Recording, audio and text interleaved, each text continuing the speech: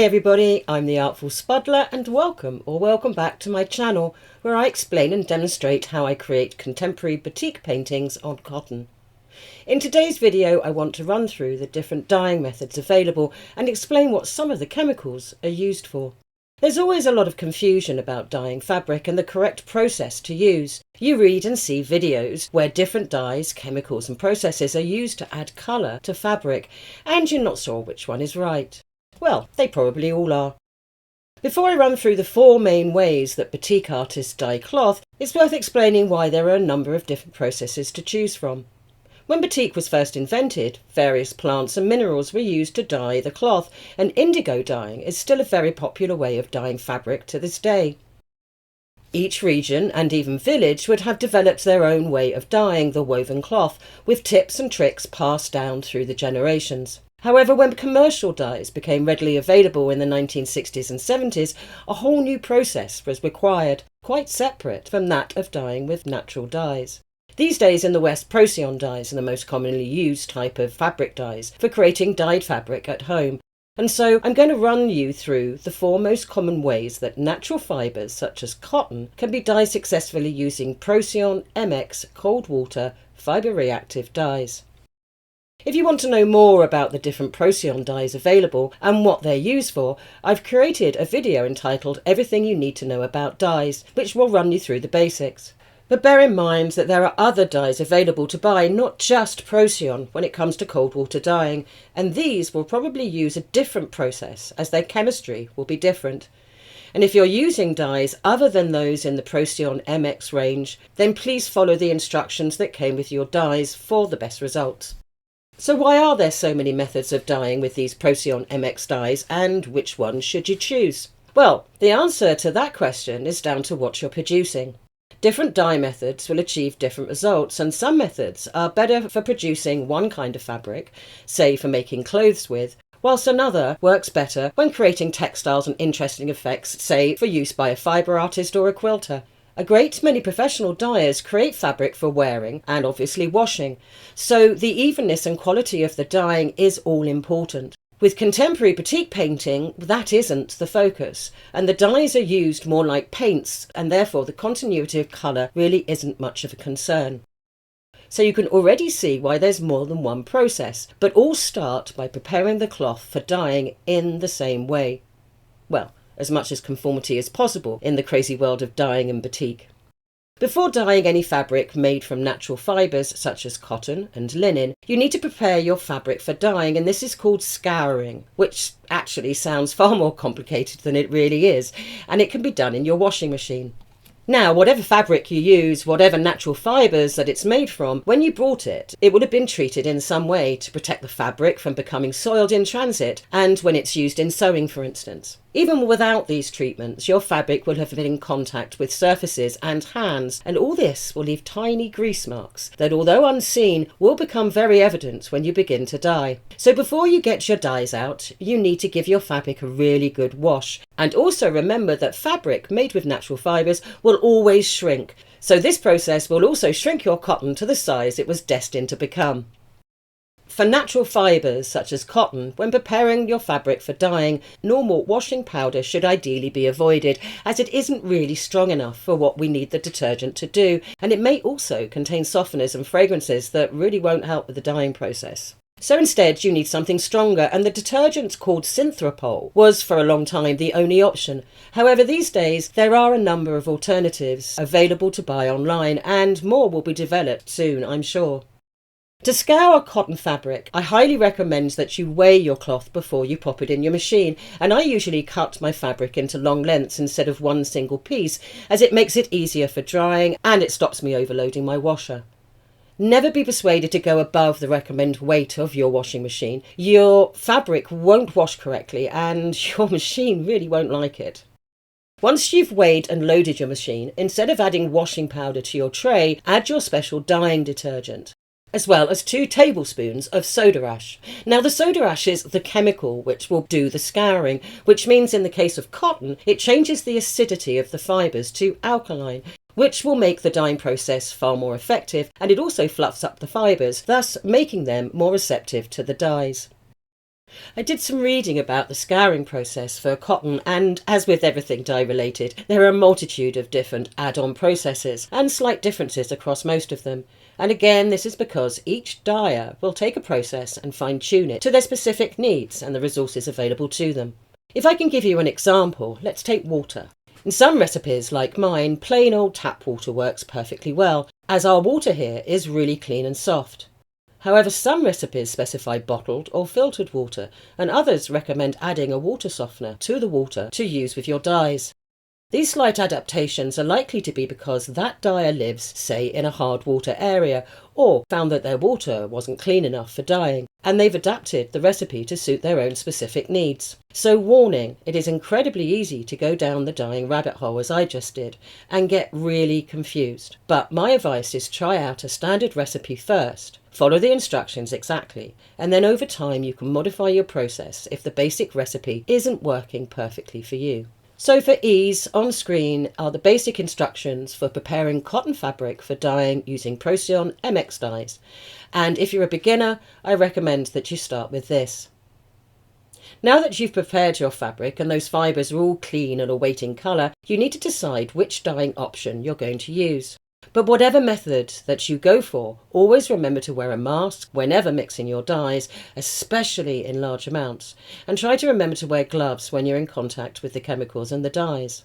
So, what are the 4 ways of dyeing to choose from? Well, method 1 is tub, dip or bucket dyeing. Tub dyeing is a general term that normally refers to small batch dyeing, where the fabric is immersed in a bucket or tub full of a strong dye solution to create a uniform flat colour. So to create something like this, the fabric was almost certainly tub dyed. Creating this flat, even colour is the ultimate goal when tub dyeing, and urea is used to help ensure that the dye is as vibrant and uniform as possible. Dharma Trading Company has a wealth of really good dyeing instructions available on their website. In their instructions for tub dyeing, they say to add a small amount of warm water to your dye and mix into a paste. Then add more warm water, this time with a little urea added, and make sure that everything has dissolved and is mixed thoroughly. Pour this dye solution into your tub and then add non-iodized salt to the solution, which helps with the fabric absorbing the dyes and creating a more colour-fast and brighter result. Now, the order in which you mix up your dyes and chemicals is really important. You must make sure that all the dye is dissolved in the water before adding the salt, as once added, dissolving the dyes will become more of a challenge. Add the calcinine oil next, if you're using it, and only then should you add your fabric. The fabric needs to be wet when added to the bucket or tub, and you need to make sure that it's fully immersed. Agitate your fabric for a full 20 minutes, otherwise your fabric will not be of an even colour, and then add your soda ash. Stir gently for an hour before you can rinse, and then pop it into the washing machine to remove any final dyeing chemicals. If you're working with wax and using a dye bath, be very careful when adding your soda ash that the water isn't too hot, and when it's added it begins to melt or soften the wax. Also, you're likely to scrunch up your cloth to get it to fit into your bucket or tub, even if you use one bigger than mine, so expect your work to contain cracking. If you're boiling out your wax, once you've finished removing all of the wax from your fabric, you will need to pop it back in the washing machine and wash with a little soda ash and your special detergent again. Alternatively, you can iron off your wax, but remember that ironed off fabric cannot be washed and it's not suitable for making into clothes. Now, if you want a really flat, even colour, even if you're a batik artist, tub dyeing may be for you. It is definitely the best way to dye fabric, but it is very wasteful in my opinion and incredibly messy. I rarely tub dye. In fact, I hadn't done it for many years until I recently used this process to demonstrate cracking. For the sort of work that I do, painting on the dyes is far more convenient, economical, and is a little kinder to the environment. So that brings me to the next option when it comes to dyeing cotton fabric, and that is pre-soaking your fabric in a soda ash solution. Now, this technique works well, but, and it is a big but, you have to keep your fabric damp between dye sessions or re-soak your fabric if it has dried. And here's the rub. For batik artists, wax cannot be applied to damp cloth. The cloth must be absolutely dry before any wax can be drawn, stamped or painted on. Soda ash and washing in general causes wax erosion, which is when the wax begins to crack and flake and the edges begin to feather. So although in theory this is the perfect way to paint your dyes on, as the dyes only get activated when they hit the fabric. So with this method you use a lot less dye, but that's negated by the time taken constantly resoaking the fabric. So although it's a great way of using dyes economically, as a batik artist, it really isn't viable. But I've popped the recipe up on screen for those who want it, and it is relevant when you get to the paint on method. So if you're interested in that method, take a note of this recipe for later. So on to option 3, and that is the post-dyeing method. For this recipe you mix up a dye paste with a little water and then add gradually more water, this time containing urea, and salt or causaline oil if required. Then you can use your dyes as paints and paint them onto the surface of your fabric. You then soak your fabric in a soda ash dye bath, and this is when the dyes are cured. You can then dry your fabric and wax and then dye further colours onto your fabric and repeat this process until your project is complete. One thing that kind of separates dyers from batik artists is that for batik, the cloth must be dry for waxing, and unlike pure dyeing, often we need to dye onto dry cloth for precision and for limiting the bleed of the colour outwards with the potential of creating muddy colours. Now applying these dyes using this method means that the fabric doesn't need to be wet before applying the dyes. However, all the fixing in a dye bath after each dye session, well, it just makes this technique impractical for most contemporary batik artists. But of course you could just spray on your soda ash, and that does work, but again it's very labour intensive. And so this brings me to the final option, and the one that I use the most, and that is the paint on method. I'm going to run through how I paint on my dyes. If you're a beginner, I suggest you begin with these basic instructions and then modify the process to fit your needs.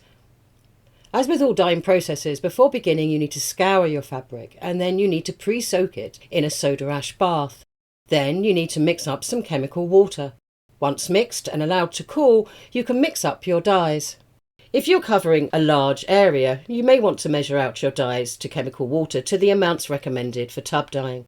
However, when using dyes as paints, it is easier to prepare your dyes in very small amounts in pots and then mix these with more chemical water to dilute them, or mix the other colours either in separate pots or on a palette. Once your dyes meet the chemical water, the reaction clock starts ticking, and around 3 hours later the dyes begin to weaken and the curing after that won't be as effective. So in the main, you need to mix up enough of your dyes to last for one dye session, and when you're done, either throw away the remaining dyes or do as I do and use them for sketching and prep work on paper.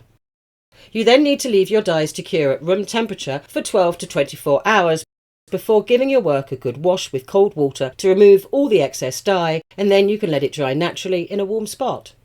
Then once dry, you can apply your hot wax and then mix up some fresh dyes and paint them on as before. And that's it. So I recommend that you start with this recipe if you don't already have one that works for you, and then adapt it as you learn more and more about batik painting and the dyeing processes. Now, batik painting really is an organic way of working, and I'm always modifying and changing my formulas depending on what I'm creating. I only use soda ash and urea in my work, and I tend to use less urea than most people, as I'm not too interested in an even dye, and I usually am only able to leave my dyes to cure for around 12 to 14 hours each time, which is long enough for what I'm creating, but not the 48 hours needed for creating fabric destined for the washing machine. However, if I am boiling out my wax at the end, I will leave my dyes to cure for longer and re-dye sometimes if the colours have faded too much after washing. Yes, I know it isn't a perfect process and I compromise a lot, but I've learned how the basic painting on dyeing process can be adapted and changed if necessary. And as I move through a painting and nearer to the final dyes, I do extend my dyeing time further and further. Now, you may have noticed that there's no causaline oil or non-iodized salt included in my chemical water, as they really are for improving evenness, and this isn't something I worry about. If you want a more even colour though, you may wish to add these and see what they do. And finally, you may have read or watched people using sodium alginate when dyeing. Now, sodium alginate is a thickener and is used to create thickened dyes, mainly used in printing, which is a slightly separate process. And I will be doing a video on thickened dyes very soon, but for dyeing generally, it isn't part of the process. Whatever method you decide to work with, I do recommend that you read up on the method and watch as many videos as you can. Remember that every recipe will be a little different depending on what is being produced and the facilities that that particular person has to work with. You'll begin to understand more about the intricacies of professional dyeing and learn tips and tricks along the way. But remember, a big part of real dyeing is finding that sweet spot where all the factors that contribute to the dyeing process are at their best. This will always include adjustments specific to the location and materials used, and so when you come across someone using something another artist isn't using, remember that there is probably a really good reason for it, and who knows, that reason may be relevant to you. Anyway, this brings me to the end of this video about the 4 main ways to dye fabric at home with Procion MX dyes. I'm hoping to get one more video out before Christmas, and in that tutorial I'll be showing you 4 different ways to create a batik. But until then, thank you for watching, and I'll see you next time. But remember, whatever you do today, just make it creative.